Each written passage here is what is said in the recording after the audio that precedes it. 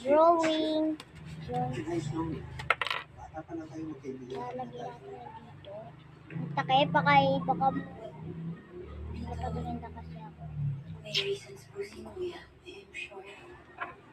And those reasons are? Hindi pa namin nakakausap si Kuya. Tita, pwede po magtanong? Bakit niyo po kami gustong tulungan? I mean, ang dami-dami pong businesses dyan. Diba? Why Hotel 88? So mag-grade 3 na ako sa pasukan guys kasi Because it has something. grade 3 na ako. So di nyo pa alam na di pa ako marunong magpasa. Marunong na ako magpasa guys. Hindi ko pagkakaya. Tulad ng Pepsi. When Michael was in charge, there was absolutely no way.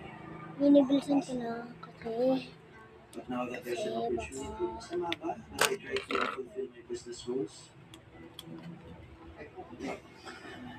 You know, Edward and I were very happy with Hotel 88. We're very invested because this isn't just a business between partners.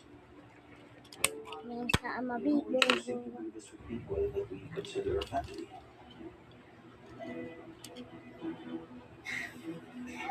Don't worry, Tito.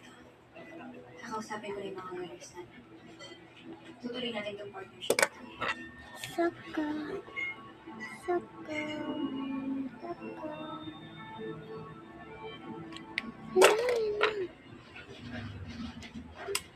And you since then one. Yung sa Amabigo, go water na ako. Secret pa lumabas na ako. Ito na yung drawing ko guys.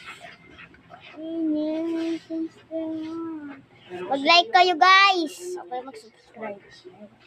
Yung mga nawawalang kayamanan, nung nakatago na Kanina pinapantay mo umiiyak sa kasi gusto. Eh, pero kwento lang yun. Ito sa atin, like the video. ano? Dito to. Ibigay ko kayo guys. Part 2. Nandiyan na.